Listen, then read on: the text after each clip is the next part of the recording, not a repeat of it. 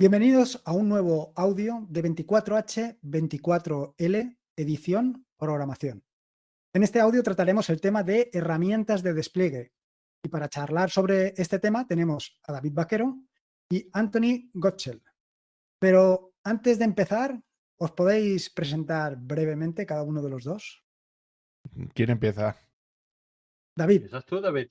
Venga. Bueno, pues yo soy David Vaquero, soy responsable de cursos de desarrollo.com y pues nada, he participado en la comunidad de Linux aquí en España durante bastante tiempo, sobre todo dando temas de charlas y cosas de ese estilo, tanto desde los tiempos de Hispalinux más o menos hasta ahora. Y pues eso, durante mi vida profesional me he dedicado principalmente a temas de desarrollo web y móvil. Y pues eso, de un tiempo a esta parte, pues eso, me estoy encargando más de temas de arquitectura de sistemas y arquitectura de software. Pues bueno, creo que estoy más o menos capacitado para estar en esta charla y poder aportar algo. ¿Y tú, Anthony? Bueno, yo soy Antonio Ricardo Gottschel, soy responsable de ccsolution.io y tengo más de media vida trabajando con Linux. Vengo de la parte de sistemas y me he incrustado en los últimos 5 años en este mundo del DevOps y despliegue de software a producción. Programo por gusto y ganas, más que por trabajo, cuando saco un poco de tiempo y la musa necesaria para programar algunas cosas o herramientas útiles o sencillamente para aprender. Pues yo lo primero que quería preguntaros, si me dejáis, es ¿qué es desplegar un software? Anthony. Desplegar un software. La definición fácil y digamos más rápida es llevar el software a los diferentes ambientes de programación, testing o es el típico staging, como se llama, a llevarlo hasta un entorno de programación, hasta un entorno de producción, ¿verdad? Que es donde ya el software hace lo que tiene que hacer y los respectivamente clientes tienen acceso a esto. Es el hecho, la acción de llevar el software a producción. Corto y sencillo. Y respecto al tema de desplegar software, David, ¿qué formas o qué maneras hay actualmente, o por lo menos las tradicionales, para desplegar software? Bueno, pues dentro del ámbito de la web, la manera de desplegar un software era relativamente sencilla porque lo único que tenías que hacer era contratar un hosting y un DNS, ¿no? Entonces, bueno, contratabas el DNS en el proveedor que querías, ¿no? Entonces yo, por ejemplo, solía utilizar pues DynaHosting, ¿no? Que es el proveedor que normalmente suelo utilizar desde hace muchísimos años. Y lo que hacías era eso, ¿no? Es decir, elegías un dominio, por ejemplo, en el caso de la web, gestionabas ese dominio, ¿no? Lo comprabas, lo registrabas, lo alquilas de manera anual, normalmente es como se suele hacer. Y luego, asociado a ese dominio, lo que solías hacer es que contratabas un hosting, ¿no? Entonces, en el hosting lo que te permite es poder alojar lo que serían los ficheros de tu página web o tu sitio web o tu aplicación web, ¿no?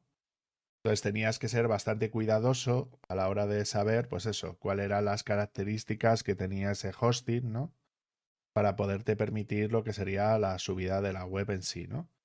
Si era una web estática, si era una web dinámica, ¿no? Si utilizabas PHP, utilizabas Java, ¿no? Temas de ese estilo. Entonces normalmente tenías que elegir un hosting, pues eso, que tuviese soporte del servidor de aplicaciones que tú necesitas y del servidor web que tú necesitaras, ¿no? A partir de ahí, una vez que lo tienes, normalmente estos proveedores de hosting lo que tienes es una especie de panel de control donde puedes configurar lo que serían los accesos al servidor en sí y algunas configuraciones, ¿no? Normalmente solía incluir correo y temas de ese estilo. Y a partir de ahí lo que te ofrecían era normalmente una conexión FTP donde lo que hacías era literalmente subir a la carpeta pues 3W, htdocs o lo que fuera, ¿no? Dentro del servidor FTP. Y eso es lo que se convertía en el RAID, ¿no? En la página principal de tu sitio web, ¿no? A partir de ahí la cosa fue evolucionando un poco, ¿verdad, Anthony? Y las cosas, bueno, pues Solo un poco. Entonces, bueno, pues en vez de utilizar FTP, ¿no? Pues normalmente ya empezabas a utilizar FTP seguro, ¿no? Es decir, FTP con una cobertura de SSL, ¿no? Para que al menos los ficheros que subieras pues no estuvieran abiertos a internet, a que cualquiera pudiera ver lo que estaba subiendo, ¿no?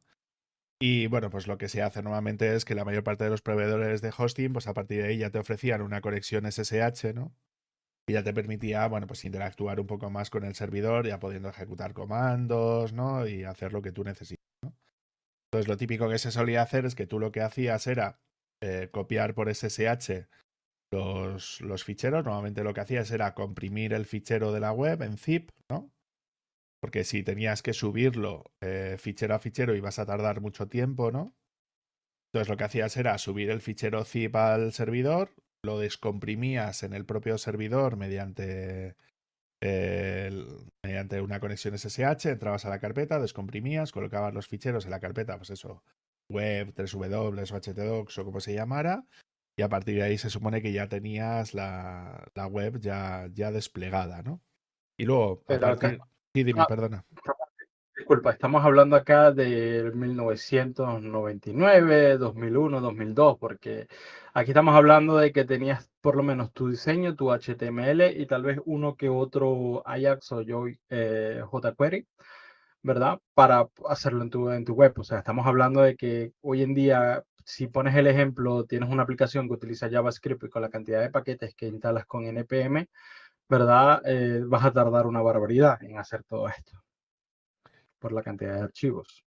Sí, o simplemente, pues eso, por lo que dices tú, ¿no? La cantidad de archivos que tienes que subir, ¿no? O sea, si nos ponemos en el caso de hacer un despliegue, por ejemplo, de un WordPress o un Drupal, la cantidad de ficheros que tienes que subir es enorme, ¿no?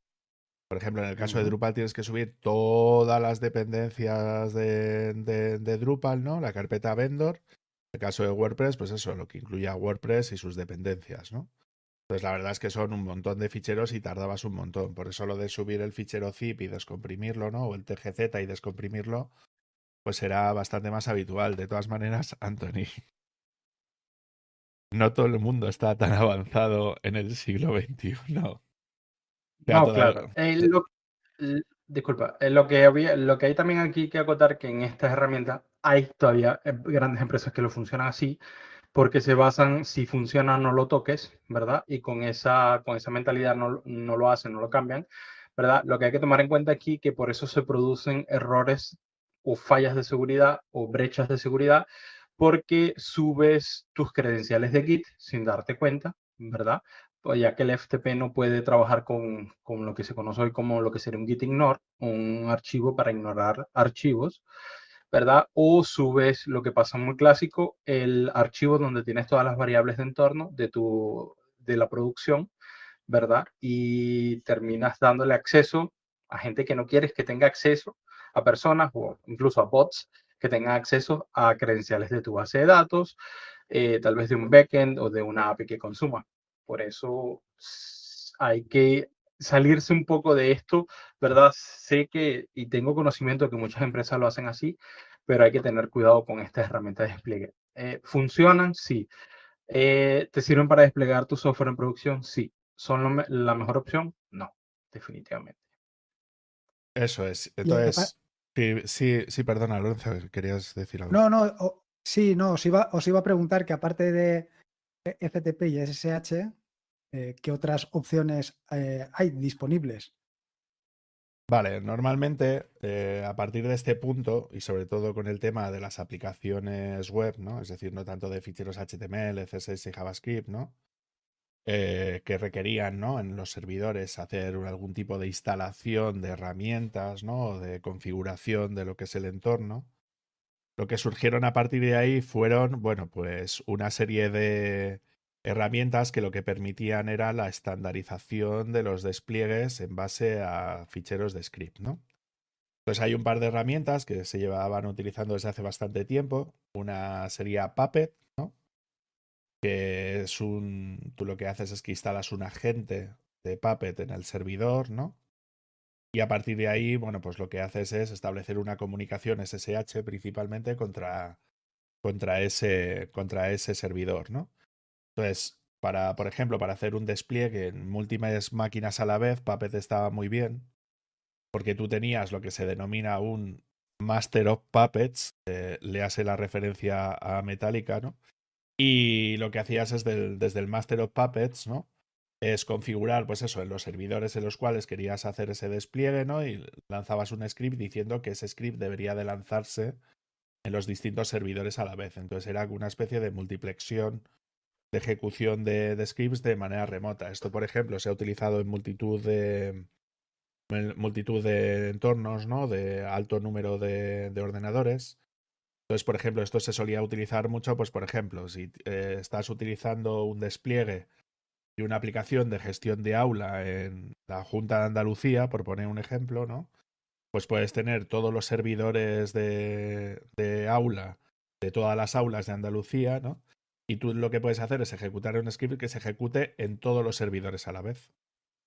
¿Vale? Entonces ejecutabas ese script, tú le decías en el conjunto de servidores donde lo tenías que lanzar y ya está. Y entonces eso fue una de las características más importantes que agregó Puppet, ¿no?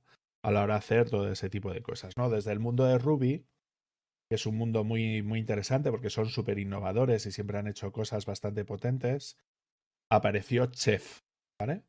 Que Chef es una herramienta que lo que te permite hacer es exactamente eso mismo, ¿no? Es decir, tú escribes una receta de Chef y lo que haces con esa receta de Chef es literalmente escribir un script, ¿no? La mejora que tiene Chef respecto a Puppet, ¿no? Es que tú escribes recetas de Chef que no tienen por qué ser en sí scripts, ¿no? Sino como que vas definiendo una serie de pasos que tienes que ir ejecutando, ¿no? Dentro de esa receta de Chef, y a partir de ahí se supone que serían ejecutando como los distintos comandos. Es decir, se incluye algo parecido a una especie de multiplataforma, por decirlo de alguna manera, a la hora de definir lo que serían los scripts de despliegue, ¿no? Entonces, con estas dos herramientas avanzamos mucho en el despliegue de las aplicaciones porque prácticamente nos permitieron empezar a automatizar los procesos de despliegue, ¿no? Es decir, en vez de conectar o usar una conexión SSH básica y ejecutar un script de manera remota que acababas de copiar, ¿no? Pues ya te permitía esa automatización de procesos de creación de scripts y lanzamiento de scripts en remoto, ¿no? Contra los servidores que nosotros vamos a utilizar, ¿no? Entonces se puede decir que estas dos herramientas fueron las pioneras de lo que tenemos ahora mismo. Hay que hacer en esta una pequeña acotación, ¿verdad? No hay que, o sea, no necesariamente tienes que utilizar Puppet o Chef, ¿verdad? Para desarrollar, para traer a producción o desplegar tu software que escribiste tú mismo. Por ejemplo, si eres un provider de correo electrónico, ¿verdad? Y tienes todos tus postfix o DovCops configurados, ¿verdad? Y quieres cambiar algo en la configuración, por lo menos algunos certificados, qué sé yo, alguna configuración X, lo puedes hacer con Puppet y con Chef también. O, por ejemplo, si quieres agregar nuevos usuarios locales, o no, hay usuarios locales no deberías tenerlos centralizados si eres una empresa, pero bueno, serviría también para usuarios locales. O si quieres cambiar tus políticas, tu password, según tus políticas de password, ¿verdad? O de contraseña, lo puedes utilizar lo puedes hacer excelentemente con Puppet o Chef. O sea, te provee la opción de desplegar no solo tu software, sino desplegar también tus configuraciones del software que ya existe, pues, de tus herramientas. En la automatización de centros de datos se suele utilizar mucho Puppet y Chef. La única desventaja que yo le veo a estos dos es que necesitas un client y si el client no corre en la máquina no puedes desplegar tu código, ¿verdad? O tu configuración, pero sí, son muy potentes y crearon una forma mucho más segura y digamos que más optimizada de cómo desplegar tanto software como configuración a las máquinas clientes, a tu plataforma, pues. Y aparte de estas, ¿qué otras herramientas de aprovisionamiento habría que considerar? Vale, Hoy en pues día, sí, perdona. hoy- Tira tú si quieres. ok, perfecto. Hoy en día digamos que hay tantas herramientas como animales en el zoológico o en la fauna silvestre, mejor así, ¿verdad? Tanto así de que por lo menos un Terraform que se encarga tanto de provisionar tu infraestructura, ¿verdad? Aquí estaríamos un poco más de la parte infraestructura como código, ¿verdad? O infraestructura as code, ¿verdad? Hay uno que ha repuntado mucho en los últimos años, que es Ansible. Él hace, con Ansible puedes las mismas funciones que Puppet y Chef. Lo único que hace Ansible es que es clientless, o sea, es sin cliente, y por esto lo único que necesita es una conexión SSH a tu servidor, que por lo general siempre la tienes disponible, ¿verdad? Y con esto creas también tus recetas. Y un punto que yo le doy a favor a Ansible en comparación a Puppet y Chef es que Ansible está escrito en YAML, ¿verdad? Y si tienes un buen editor, porque YAML en Vim o en cualquier otro editor que no tenga interpretación de YAML, da dolores de cabeza, pero de tenerlo, ¿verdad? Es una gran ventaja en referencia a Puppet o Chef. Las desventajas que le doy yo a Ansible, y es porque sencillamente en los últimos 12 meses, tal vez 24 meses, cómo se va desarrollando. Ansible es un producto de Red Hat, y Red Hat lo está implementando mucho en su ecosistema de IBM, ¿verdad? Y todos sabemos lo que hizo Red Hat con CentOS. Entonces, por eso da como que un poquito de mala espina los pasos que van. Pero es un tool demasiado potente tanto para desplegar configuraciones como para desplegar software en producción. Un ejemplo que vi esta semana, si lo puedo comentar, ¿verdad?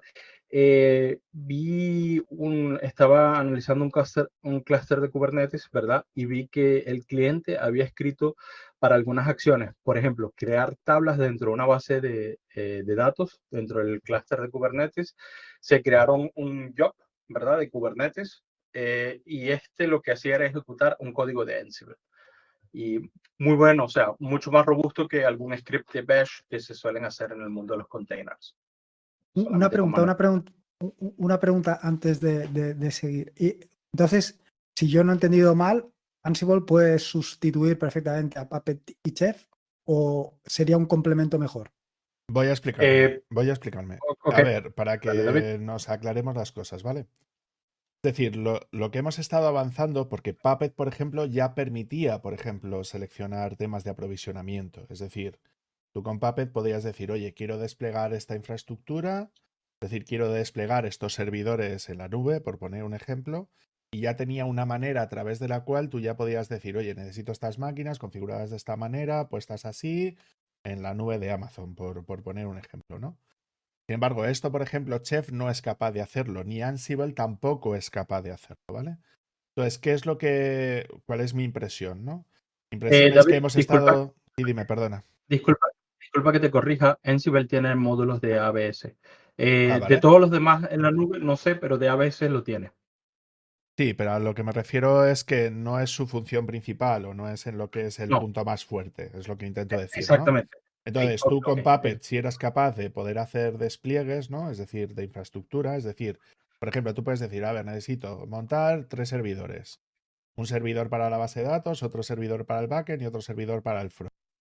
Entonces podías configurar tus scripts de infraestructura y decirle a Puppet, oye, conéctate con AWS y créame estas máquinas de esta manera, ¿vale? Eso sí eras capaz de hacerlo con Puppet, ¿no?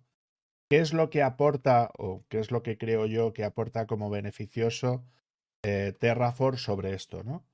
Bueno, pues que tú evidentemente cuando utilizas Terraform lo que estás es literalmente bajando a código, es decir, estás metiendo, como bien decía Anthony, ¿no? Un fichero varios ficheros de configuración de cuáles son los servidores o los despliegues que tú quieres llegar a utilizar. Además lo hace de una manera estándar, en el sentido de que tú, dependiendo de los proveedores que tú tengas para esos servidores en la nube, pues tienes proveedores, pues hecho para AWS, tienes proveedores para Google Cloud, tienes proveedores para DigitalOcean, es decir, prácticamente de los principales proveedores que hay en Internet, ¿no? Tienes un API disponible que a través de ese API pues, se pueden crear una serie de componentes para Terraform, que son los proveedores, que permiten comunicarse con el API de esos servicios en la nube para poder solicitarle, oye, dame una máquina de alta que tenga Ubuntu 20.04, que tenga 8 GB de RAM y 4 cores y que tenga un disco duro de 50 gigas, ¿no? Eso es fácilmente configurable para Terraform. Y entonces, para mi gusto, Terraform ha venido a sustituir la parte de aprovisionamiento, ¿no? Que antes nos facilitaba Puppet, ¿no? Y la parte de instalación inicial de las herramientas, ¿no? Que te permitía también realizar Puppet, ¿no? Entonces, se podría decir de alguna manera que Puppet ha sustituido, que Terraform ha sustituido a lo que antes hacía Puppet, ¿no? Por la ventaja principal que explicaba antes Anthony también, ¿no? De que no necesitas tener instalado un agente o un servidor un agente en el servidor que tú estás instalando, ¿no? Para poder hacer ese tipo de cosas. Y luego, ¿qué se está haciendo? Pues que tú, evidentemente, a través de Puppet también podías hacer despliegues por SSH con scripts normales, ¿no? Entonces, ¿qué es lo que te aporta Ansible a la hora de poder hacer esto? Pues que, otra vez, ¿no? Que se escriben no con scripts de base, ¿no? Sino que tú vas definiendo una serie de tasks, una serie de tareas, ¿no? Que están definidas o bien dentro del core de Ansible, ¿no? O bien dentro del Ansible Galaxy o de la galaxia de Ansible, que sería como los plugins de la comunidad, por decirlo de alguna manera, que tienes disponible para Ansible.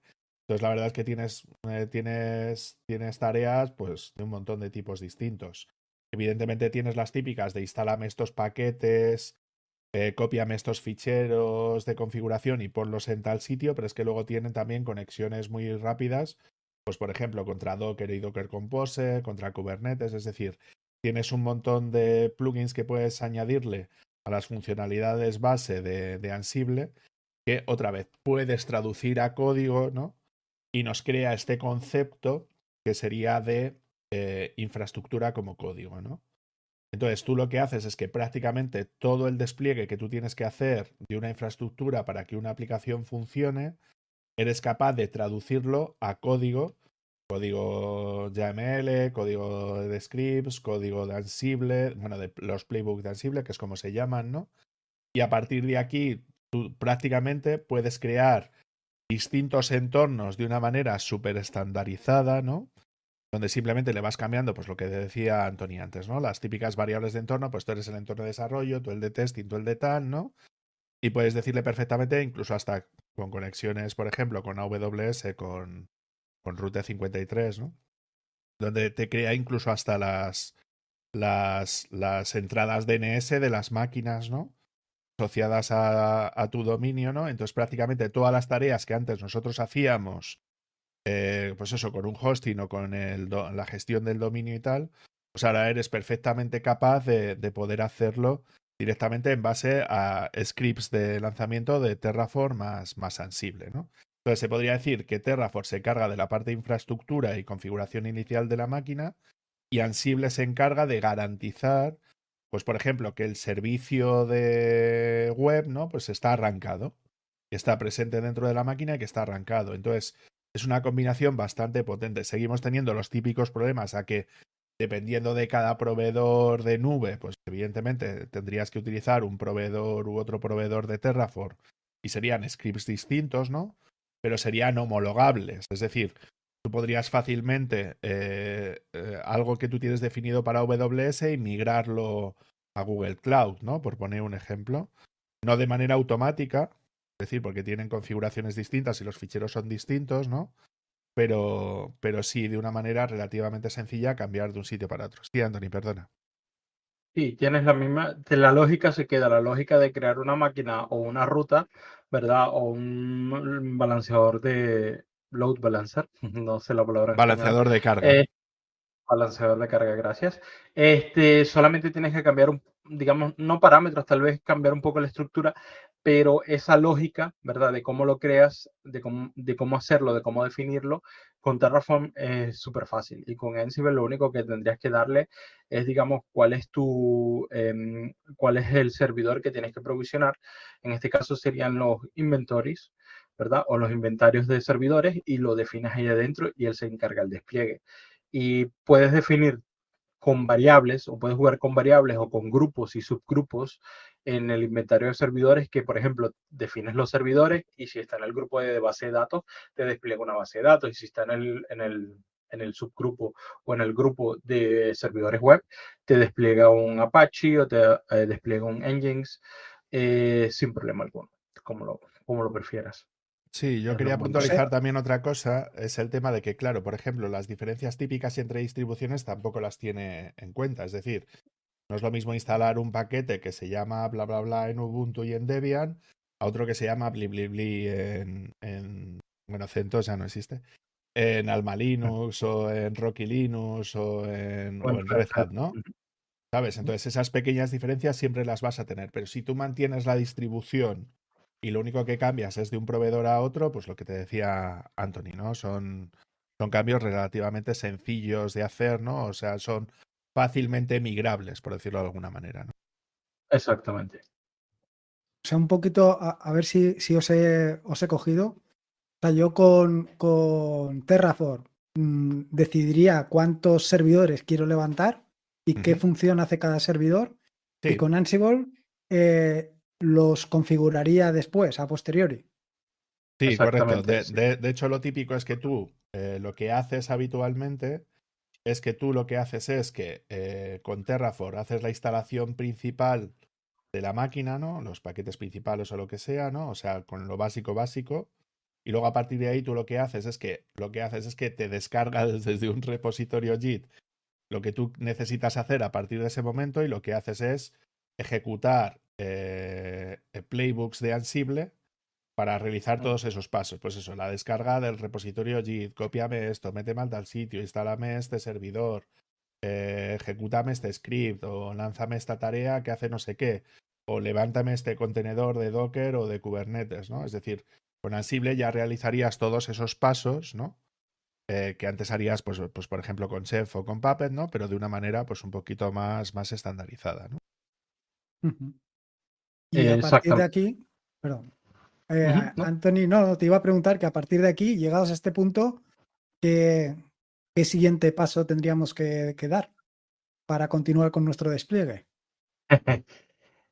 Digamos que responderlo de forma general así hoy en día es muy complicado, ya que cada aplicación, cada programa que desarrolla necesita de, digamos que, de otras herramientas, o necesita de algunos paquetes o de algunos pasos antes de ser desplegado. Pero si nos quedamos en el ejemplo de una aplicación web con el típico caso de un backend que utiliza una base de datos, ¿verdad? Tal vez algún otro servicio, ¿verdad? De una API y todo esto, ¿verdad? Se crea la infraestructura con el Terraform, se provisiona con Ansible, o sea, se le dice a cada servidor, tú eres base de datos, tú eres servidor web frontend, tú eres servidor web backend y tú eres servidor de herramientas, no sé, ¿verdad? Luego que esto está listo, por lo general, se tiene el código en un repositorio Git, ¿verdad? Y dependiendo de qué herramienta se utilice, si nos tomamos el ejemplo de una de las herramientas que yo personalmente me gusta mucho, que sería GitLab CI/CD, ¿verdad? Puedes decirle, mira, ok, despliégame la infraestructura con Terraform, provisiona la infraestructura con Ansible, ¿verdad? Y ahora quiero desplegar mi aplicación, qué sé yo, de JavaScript, ¿verdad? Hago el npm install, preparo un paquete de despliegue, o sea, preparo un paquete ya listo. En este caso se utiliza un tar o un zip, ¿verdad? Un target GZ, ¿verdad? Y lo mando al servidor web y lo descomprimo automáticamente. Todo esto, creo el paquete, como decir, compilo, hago la instalación de todas mis sources y despliego el paquete.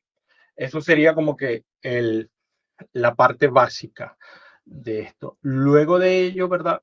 Quieres hacer tests automatizados de tu aplicación. Hoy en día normalmente no se despliega directamente a producción, sino despliegas a un ambiente de test, ¿verdad? Donde también vas a correr tus tests y así armas lo que sería tu cadena de despliegue o tu pipeline, ¿verdad?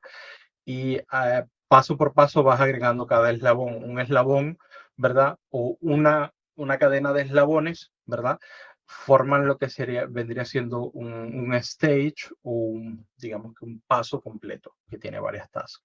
Así sería un poco más o menos el ejemplo de cómo ir armando una pipeline.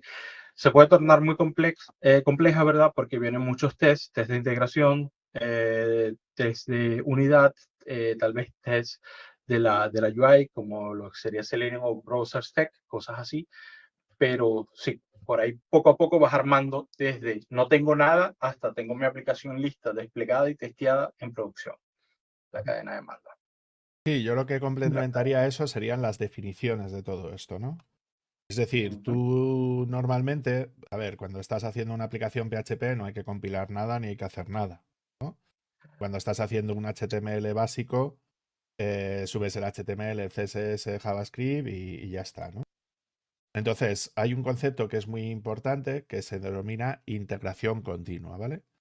La integración continua sería este proceso, ¿no?, que estaba describiendo un poquito Anthony por encima, que sería el descargarse el código de la aplicación desde el repositorio Git o SVN, que todavía hay gente que sigue utilizando SVN, que lo que te permite es descargarte ese código, realizar lo que sería la compilación de la aplicación. Si nos ponemos en el caso, por ejemplo, de una aplicación Java, ¿no?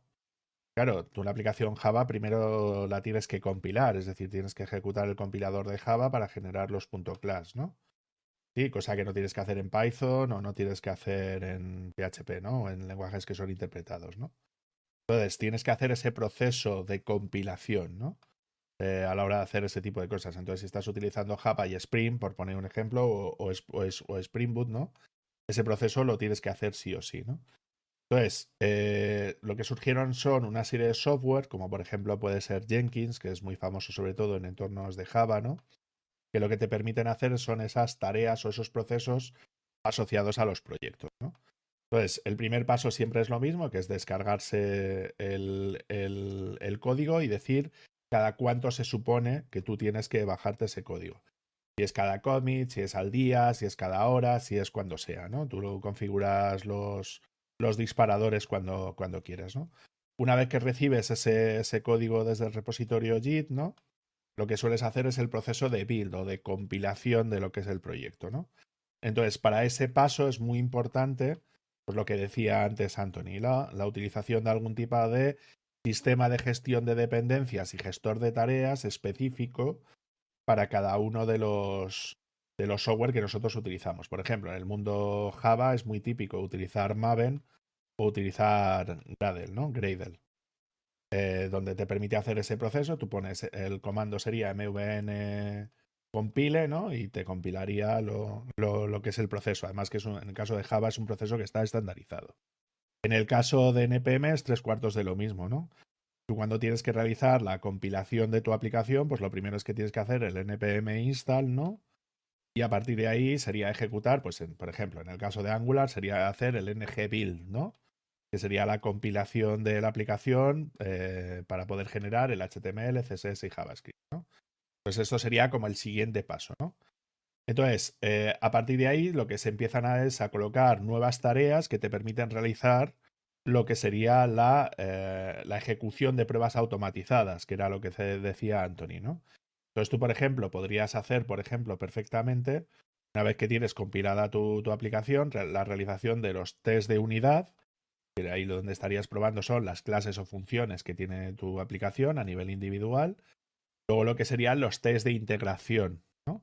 Que serían esos tests que van a comprobar si dos componentes software funcionan bien entre sí, es decir, una función que llama a otra función o una clase que llama a un método de otra clase, ¿no? Entonces, una vez que O por tienes ejemplo, esos tests, sí, perdona, Anthony. o por ejemplo, test de integración también pueden ser de servicios externos. Por ejemplo, si estás utilizando la API de Google Maps o de OpenStreetMaps, ¿verdad?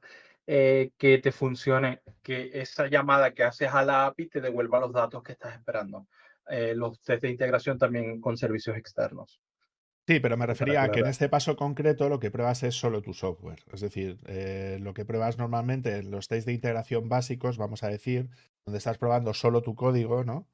Eso no depende de Sí. ningún servicio externo, ni depende de que la aplicación esté en ejecución, ni depende de que esté desplegado un servicio que tú estás utilizando, ¿no? Entonces, en ese caso concreto, tú puedes hacer test de integración de tu código. Por ejemplo, de un controlador que accede a un modelo o de un controlador que accede a un repositorio, ¿no? Cosas de ese estilo, ¿no? Entonces, esos son test de integración que puedes hacer tú contigo mismo, ¿no? Que luego ya, cuando eso ya está desplegado en algún sitio, pues ya puedes hacer test de integración contra un servicio o lo que sea, ¿vale? Los siguientes pasos que se suelen incorporar habitualmente en estas pipelines de integración suelen ser, por ejemplo, los test de análisis de código estático, ¿no? Que suelen ser, pues eso, herramientas, por ejemplo, como SonarQube, es una herramienta bastante habitual, ¿no? A la hora de utilizar todo este tipo de cosas, que no es nada más que un servidor al cual tú le puedes enviar los datos cada vez que compilas o que realizas estas tareas, ¿no? Asociadas al proyecto. Entonces te pueden analizar lo que es el código y te dicen, pues eso, si tienes bugs, cuál es tu deuda técnica, cuánta cobertura de código tienen tus tests, ¿no? Es decir, un montón de métricas que son súper interesantes porque luego puedes tener estadísticas de cómo ha ido tu proyecto funcionando, ¿no? En base a esas cosas que tú vas haciendo, ¿no? Entonces, una vez que tienes eso y que se han ejecutado todos esos tests, lo más habitual que se hacía con Jenkins, ¿no? Y se sigue haciendo con Jenkins, ¿no? Es que te puede notificar vía email, por ejemplo, ¿no? De que, pues eso, de que ha habido, que ha pasado algo, si han pasado los tests o no han pasado los tests, si ha fallado la tarea de compilación o no ha fallado la tarea de compilación y se notifica a lo que es al equipo de desarrollo, pues de cómo ha ido la vaina, ¿vale? Y luego lo que es en el propio Jenkins, puedes ver esas estadísticas o ejecuciones de cada una de esas builds o de cada una de esas compilaciones que se han hecho dentro del proyecto. Con todas esas estadísticas, pues eso, del Sonar puedes ver cómo ha ido el proyecto en cada una de esas compilaciones o puedes meter también la ejecución de los tests, ¿no? Si han pasado los tests, qué tests han pasado, qué no han pasado. Bueno, todo ese tipo de cosas se puede meter bastante bien, ¿no? Que normalmente son como plugins que tú añades al Jenkins para la ejecución de ese tipo de tareas. Esto que os acabo yo de explicar es lo que sería la parte de integración continua, ¿vale? Que es lo que sería pues todo lo que estaba diciendo antes Anthony, ¿no? Donde se crean estas pipelines, ¿no? Que una pipeline no es nada más que una especie de, pues como en el Mario, ¿no? De que tú te tiras una tubería y vas de un sitio para otro, ¿no? Entonces, todos estos pasos se establecen dentro de una pipeline, ¿no? Es decir, dentro de una tubería, entonces, cuando termina uno, pasa al siguiente, cuando termina uno, pasa al siguiente, pasa al siguiente, pasa al siguiente. Y normalmente lo que se establecen dentro de estas pipelines son tres pasos muy básicos, ¿no? Las stages, serían las distintas fases que tú quieres colocar dentro de esa pipeline, ¿no? Que por ejemplo podría ser fase de descarga, fase de compilación, fase de pruebas unitarias, fase de tal, ¿no? Tú vas describiendo todas esas fases. Y luego dentro de cada stage, lo que colocas son los steps, que serían cada uno de los pasos que tú quieres dar en cada una de esas fases, ¿no? Por ejemplo, en la stage de testing, pues podría ser pasar los tests de unidad y los tests de integración básicos, ¿no? Por poner un ejemplo. Y luego, dentro de cada step, lo que sueles hacer es asociar el script que tú quieres ejecutar, es decir, el comando, para que me entendáis, ¿no? Que suele estar también dentro del propio repositorio Git, que tú ejecutas, ¿no? A la hora de hacer todo este tipo de cosas, ¿no? Entonces, esto es lo que sería en su conjunto lo que se conoce como un entorno de integración continua, ¿vale? Sí, perdona, Lorenzo, que no sé si querías decir algo. No, o sea, quería decirlo, pero básicamente casi al final de lo que estás contando ahora, porque yo quería preguntaros qué nivel de utilización o de aceptación tiene esto, o cómo se está utilizando, o si realmente se está utilizando en el desarrollo habitualmente. Anthony. No sé si me... Eso te lo respondo con una pregunta, ¿verdad? Sé que no se hace, pero bueno. Siempre tienes que preguntarte qué tanto te quieres facilitar la vida y hacer tu día a día más fácil. ¿Por qué? Lo bueno que tiene cuando definir esta pipeline o esta cadena, ¿verdad? De comandos y todo esto de despliegue, ¿verdad? Es al comienzo muy complejo.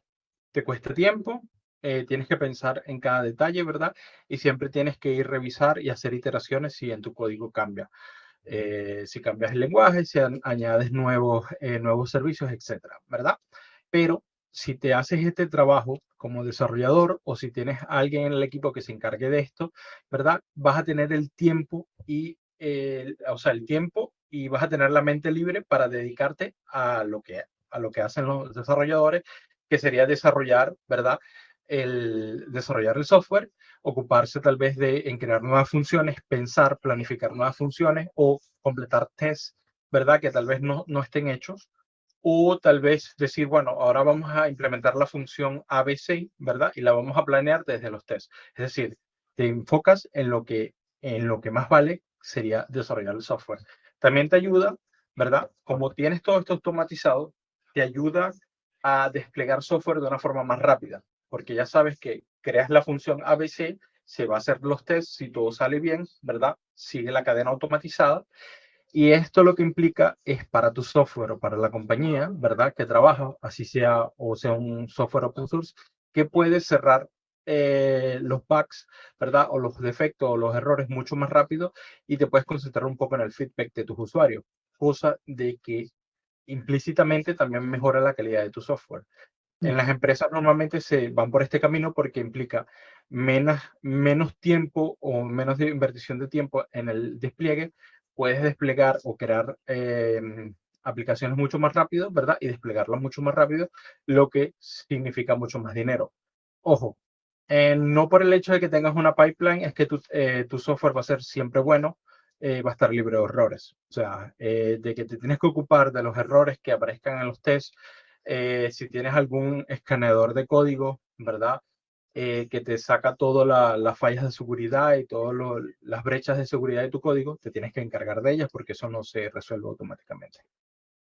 Yo añadiría un par de cosas para contestar a la pregunta. O sea, ¿qué uso tiene todo esto dentro del entorno empresarial o no? Es decir, temas de ese estilo, ¿no? Yo os diría que estamos en el momento en el que, como mínimo, yo lo que me estoy encontrando es que en entornos empresariales, menos aquí en España, ¿no? Que es el entorno que yo conozco, prácticamente casi todo el mundo que utiliza algún tipo de entorno empresarial, es decir, hablando del caso que más conozco, que es el de Java, es casi todo el mundo, como mínimo, tiene un sistema de integración continua, ¿vale? Es decir, como mínimo. Es decir, al menos tiene un Jenkins funcionando, donde tienes estas pipelines en funcionamiento a la hora de hacer todo este tema, ¿no? ¿Qué es lo que yo creo que, bueno, y el tema de administración pública, ya sabéis, siempre van un poquito por detrás, ¿no? A la hora de hacer este tipo de cosas. Esto es, están empezando ahora mismo a empezar a incorporar este tipo de procesos a nivel interno, porque lo están viendo como una mejora de la gestión de los procesos a nivel interno. Es decir, si tú, por ejemplo, formas parte de una administración pública y tienes que hacer el seguimiento de un proyecto que has contratado a un proveedor, ¿no? Por concurso público.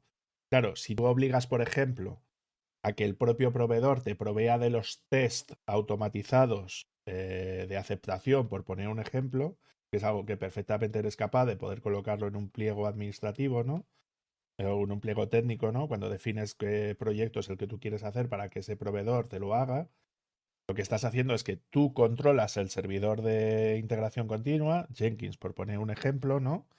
Entonces, claro, si ese servidor lo controlas tú y el Sonar lo controlas tú, es decir, la gestión de lo que sería la calidad de lo que es el código en sí, tienes dos herramientas muy potentes para saber cómo va el proyecto independientemente de lo que te cuente el proveedor, ¿no? Entonces, las administraciones públicas al menos lo están viendo ya desde la perspectiva de que es una mejora en sus propios procesos internos de valoración y de aceptación de los proyectos que le entregan los proveedores. Y luego también les da métricas para decir este proveedor es bueno o es malo, pues porque tiene más bugs, tiene menos bugs, tiene más deuda técnica, tiene menos deuda técnica, hace más test, hace menos test, los test fallan más o fallan menos, ¿no? De las distintas compilaciones que tú tienes asociados en el proyecto, ¿no? Entonces se puede decir que un repositorio Git, un servidor de integración continua y un servidor de calidad de código como Sonar son tres imprescindibles para cualquier organización de cierto nivel, ¿no? En el mundo de las startups esto lo tienen claro desde el minuto número uno normalmente, ¿no? Es decir, Solamente suelen utilizar esto más o menos por defecto porque son tremendamente más ágiles, ¿no? Que una administración pública o una gran empresa a la hora de gestionar estos procesos. Sí, perdona, Anthony. Solamente que en el mundo de las startups no te utilizan Jenkins, porque Jenkins es tan viejo que llegó a América primero que Colón. O sea, imagínate. Sí, claro, que lo que Este, quiero decir es que es más habitual o más, o sea, que al menos tengan un sistema de integración continua, independientemente de que sea Jenkins o no. O sea, ellos ya empiezan así directamente. O sea, no es algo que digan, claro, ay, vamos a integrarlo después. No, no, no. Esto normalmente lo suelen tener puesto por defecto. exactamente, porque por ahí se ahorran tiempo, ¿verdad? Y aumenta también, esto se produce a un aumento en la calidad del software al final del día. Sí, claro, ahorro de dinero es digamos que el primer trigger o el primer impulso para implementar esto, pero viéndolo desde el punto de vista del desarrollador, aquí generas código con mucha mejor calidad porque tienes los tests ya integrados, ¿verdad? Y sabes que ninguna pieza de software va a salir a producción sin haber pasado los tests más importantes o más necesarios, ¿verdad? Los test mínimos, ¿verdad? Y esto es muy importante porque esto hace el Internet, ¿verdad? O el mundo de las aplicaciones, el mundo de la informática, un poco más seguro. O sea, seguridad total no existe, ¿verdad? Es una utopía, pero si cada software que sale es testeado, ¿verdad? Se pueden evitar un gran número de fallas de seguridad o fallas de brechas de seguridad donde se roban datos y todo esto, y esto hace, desde mi punto de vista, el mundo tecnológico un poco mejor y más seguro. Y bueno, me surgen dos preguntas. Una es, has dicho que Jenkins es ya de la época de Colón. ¿Qué alternativas hay? Hay Yo lo que te muchas. diría es, antes de pasar a lo siguiente, para que veamos también Ujú, qué es lo que... Porque hemos hablado de integración continua, pero nos faltarían dos conceptos más que son muy importantes, que serían entrega continua y despliegue continuo, ¿vale? Entrega continua ujú. sería donde tú, aparte de hacer los procesos que hemos definido hasta ahora, sería poner toda la parte correspondiente a, vale, yo ya tengo la aplicación, sé que los tests funcionan bien y tal, pero luego yo lo tengo que desplegar en algún sitio, ¿correcto? Entonces, por ejemplo, tengo Ujú. que, una vez que pasan los tests y tal, y veo que está todo guay, pues el siguiente paso tendría que ser, vale, necesito desplegarlo en un entorno de integración, en un entorno de pruebas, en un entorno de preproducción o en un entorno de staging o de producción, ¿no? Es decir, ahí es donde entraría todo lo que hemos hablado antes, tanto de Terraform como de Ansible, ¿no? A la hora de integrar estos procesos de despliegue, ¿correcto? Entonces, cuando hablamos de entrega continua, significa que tú, todos los pasos que tienen que ver desde que has comprobado que tu aplicación a nivel unitario, ¿no? O de integración básico funciona, el siguiente paso que tienes que hacer es realizar el despliegue en un entorno de pruebas, ¿no? Por decirlo de alguna manera. Entonces, para realizar ya ese paso de desplegar eso sobre el entorno de pruebas, ya es donde tendrías que empezar a utilizar las herramientas que mencionábamos con anterioridad, ¿no? Como Ansible, Dev o alguna de estas, ¿no? Últimamente suele ser más Ansible, ¿no? Entonces, el siguiente paso que tú le metes a la pipeline sería la parte del despliegue, ¿correcto? Es decir, donde ya coges tu aplicación, por ejemplo, una aplicación Java, ¿no? Y tú tienes que realizar el despliegue de tu aplicación, ¿no? Claro, en el caso de Java es algo muy estandarizado en el sentido de que o es un jar, o es un war, o es un EAR, ¿no? Que son los tres modelos. Entonces tú lo que haces normalmente es que te solías comunicar con el servidor de aplicaciones, ¿no? Yo qué sé, en el caso de Oracle es WebLogic, en el caso de IBM es un WebSphere, en el caso de una aplicación básica sería un Tomcat, para que nos entienda la gente, ¿no? Sí. Entonces este paso estaba muy estandarizado. El problema que tenemos con las aplicaciones que son más rollo software libre, más old school, lenguajes que no tienen un sistema de empaquetado de las aplicaciones, que tenemos un problema de que tú quieres desplegar, por ejemplo, un WordPress y WordPress no tiene una manera estandarizada de hacer un despliegue, ¿no? Porque tienes que instalar PHP, tienes que instalar Apache, tienes que instalar eso, ¿no? Lo que sería la parte de infraestructura básica. Luego tendrías otra vez, ¿no? Que copiar los ficheros al sitio que debes y tal, ¿no? Sí, y con Python te ocurre 3/4 de lo mismo. Es decir, tú tienes que coger tu aplicación Python, moverla al servidor y luego para hacer el lanzamiento de la aplicación tienes que crear un script de lanzamiento de esa aplicación Python, ¿no? Entonces, todo este proceso ha avanzado mucho a lo largo de lo que es el tiempo, ¿no? Entonces, herramientas como Docker y Kubernetes han venido a resolver este problema. Es decir, este problema de empaquetado de las aplicaciones, ¿no? Entonces, dentro de este proceso de despliegue, normalmente lo que se suele hacer dentro de estas pipelines, ¿no?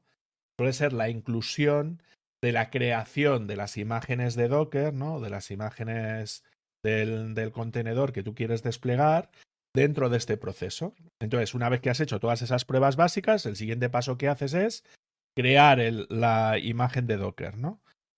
Creas esa imagen de Docker y luego esa imagen de Docker la subes al repositorio de imágenes de Docker, que puede ser el Docker Hub, ¿no? O puede ser un repositorio que tú tengas montado dentro de tu infraestructura para subir esa imagen, ¿no? Entonces lo que haces es que el script de Ansible lo que hace es el despliegue de esa imagen de Docker para crear un nuevo contenedor o arrancar otra vez el contenedor o recrear el contenedor que tú tienes hecho dentro de ese servidor. Este proceso de despliegue, ¿no? Es lo que ha ido avanzando a lo largo del tiempo. Entonces, dependiendo de la pregunta que nos vas a hacer y esto cómo se usa en la empresa o las instituciones, ¿no? Depende sobre todo de el grado de automatización que tenga el departamento de sistemas o la gente de sistemas dentro de esa empresa. Sí, estaríamos en el mismo caso, ¿no? Si estás en una startup suele ser lo más habitual. Si estás en una gran empresa, pues normalmente suelen ir un poco detrás de las startups, pero bueno, más o menos están poniendo las pilas ya bastante con eso, ¿no? Y si estás en una administración pública sueles ir un poco más para atrás, ¿no? Porque el tema de nube le suele tirar bastante para atrás, ¿no? Y prefieren trabajar en sus propios data centers. Pero estaríamos en la misma, independientemente de que tengas unas máquinas de Docker en un data center tuyo o las tengas en la nube, el proceso es el mismo. Tienes que coger esa imagen de Docker y la tienes que desplegar en el servidor para que te arranque el servicio que tú tienes. Y eso habitualmente se suele hacer con Ansible. Una acotación, hoy en día hay soluciones como OpenStack o si nos vamos en el mundo enterprise de VMware, ¿verdad? O VMware. VMware, que te ofrecen una API, ¿verdad? El mundo de la nube o el mundo de la nube vive a punta de APIs. Y estas dos soluciones te ofrecen una API tan potente, ¿verdad? Que no tienes nada que envidiarle a la nube de Amazon o de Microsoft o de Google. Lo único que sí, que tienes una inversión muy importante al comienzo porque necesitas hardware. Y de licencias. Estamos claros. Si es el caso de OpenStack, no necesitas licencia, ¿verdad? Bueno, sí necesitas licencia, pero no tienes por qué pagarla, ¿no? No, OpenStack es completamente open source. No, a lo que me refiero, que si eliges VMware tienes que pagar la licencia de VMware para los servidores y para el vCenter, vCloud y todo esto, cosa que con el OpenStack, debido a la licencia que tiene, no tienes por qué pagar una licencia, pues porque es software libre. Si quieres pagar el soporte, lo pagas, ¿no? Exactamente. El soporte, si vas a producción, vale la pena pagarlo porque es bastante complejo. Pero, o sea, lo que llegaba al punto es verdad que hoy en día, así tengas tu propio centro de datos, estamos tan avanzados que prácticamente no hay que no hay que tenerle alguna envidia o dejas de tener algún servicio, ¿verdad? En tu propio centro de datos. La única desventaja es que tienes que hacer una inversión en el hardware, ¿verdad? Para poderlo tener y que al final termina siendo tu propio limitante, porque lógicamente cuando Amazon se dispone o Microsoft o Google se disponen a comprar hardware, ¿verdad? No te compran una y dos máquinas, te compran cientos de miles en un solo pedido, ¿verdad? Y por ende puedes escalar todos los recursos, digamos que infinitamente. Y ese es el gran limitante. Pero hoy en día puedes hacer tu pipeline tanto para la nube como para el centro de datos muy parecida. Exactamente. Okay. Yo por mi parte, ¿verdad? Yo tengo David ya lo sabe, yo tengo un favorito en lo que a software de despliegue significa, es el GitLab CI/CD, ¿verdad? GitLab se ha vuelto muy, muy robusto en este tema y muy bueno. He tocado también las GitHub Actions para quien más está en el mundo del GitHub. El problema que tengo con las GitHub Actions es que hacen muy complejo lo que podría ser mucho más fácil, ¿verdad? Y con este tema del marketplace, el foco lo veo mucho más en el marketing, en el vender, ¿verdad? Que en el sea funcional y puedas hacerlo por tu parte. Y bueno, el Jenkins desde antes de la llegada de Colón a América, ¿verdad? Ahí está dando batalla y seguirá dando batalla. Porque muchos dirán que es feo, que se quedó en 1990 y cosas así, pero funciona. Es un caballo de batalla que no se va a pagar. Y sinceramente, ¿verdad? No creo que desaparezca así tan fácil. Ni Y, incluso, no creo que desaparezca algún día. y tú ves por delante GitLab por delante de GitHub y de Jenkins, por delante de ambos dos. Voy a contestar yo Eh, porque él más o menos. ya voy- Vale, déjame- voy a marcar una cosa antes de pasarle la palabra más a Anthony. Nos quedan Ok. 4 minutos. Bien. Simplemente decir que en el caso de GitLab, GitHub Actions y las pipelines de Jenkins, todas son capaces de hacer lo mismo, ¿vale? La diferencia es lo laborioso o complicado que es hacerlo. Es decir, tú puedes crear una pipeline de integración continua y despliegue continuo perfectamente en estas 3 plataformas, ¿no? Tanto en Jenkins como en GitHub Actions como en GitLab CICD, ¿no? Que es como se llama la plataforma de pipelines para GitLab, ¿no? Donde se desglosan todos estos procesos, pero yo soy de la opinión de Anthony. Es decir, vamos a un proceso de convergencia, ¿no? Es decir, si antes, por ejemplo, tú tenías un servidor de Git o un servidor de SVN enganchado con el Jenkins y luego esa era toda la infraestructura que necesitabas para desarrollar, estamos yendo a un modelo, ¿no? De integración de servicios, ¿no? Donde tú, por ejemplo, puedes tener un GitLab que te ofrece las mismas características que te ofrecería un Jenkins a nivel de funcionalidades, ¿no? ¿Vale? Es decir, que te permite hacer todo ese tipo de integraciones, ¿no? Pero que aparte tiene la ventaja de que no solo hace eso, sino que aparte es un sistema que tiene repositorios Git, que puedes gestionar las issues, ¿no? O los tickets o los bugs que tiene tu aplicación. Puedes hacer todo el seguimiento de los paneles Kanban o Scrum, ¿no? A la hora de hacer todo eso, ¿no? Y como que el sistema está como mucho más integrado, ¿no? Entonces, a mí me parece también que es el paso lógico. Es decir, que tú, si tienes un Jenkins y estás funcionando, pues bueno, lo vas a seguir utilizando, evidentemente, porque eso funciona bien, pero que los siguientes proyectos que tú vayas a hacer los puedes empezar a hacer perfectamente con GitLab, ¿no? Porque te va a permitir de alguna manera poder hacer lo mismo que haces con el Jenkins, pero de una manera mejor a la hora de hacer este tipo de cosas. Y luego una ventaja crucial que tiene GitLab sobre GitHub, ¿no? Es que tú no puedes hacer una instalación de GitHub en local, es decir, en tus propios servidores, cosa que con GitLab sí lo puedes hacer, ¿vale? Anthony.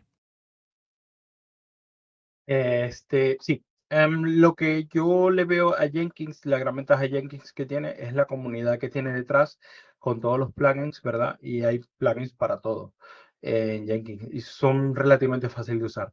El GitLab, ¿verdad? Otro punto que le doy a favor es que no conozco una empresa que sea ya me apuro. No conozco una empresa más open source que ellos. Incluso hasta los trabajos, los contratos de trabajo, no la información, sino digamos que el template o la plantilla de los contratos de trabajo de sus empleados son open source. Y quien quiera cambiar algo ahí puede hacer una merge request. Será Muy todo. bien. Bueno, Pues pues nada más, cerramos. ¿no? Sí, Sí, cierra. ¿dónde podemos encontraros? ¿Dónde podemos encontraros, Anthony? A mí me encuentran en Twitter entre @dev_agu, ¿verdad? O en la página de ccsolutions.io. ¿Y a ti, David? Pues a mí ya sabéis que me podéis encontrar en el cursosdedesarrollo.com, en Fuentire, en Formadores en Tiempos Revueltos, en República Web y en el canal de YouTube de Cursos de Desarrollo. Perfecto. Pues para seguir atentos a todo lo que ¿Y a se ti, viene Lorenzo? con...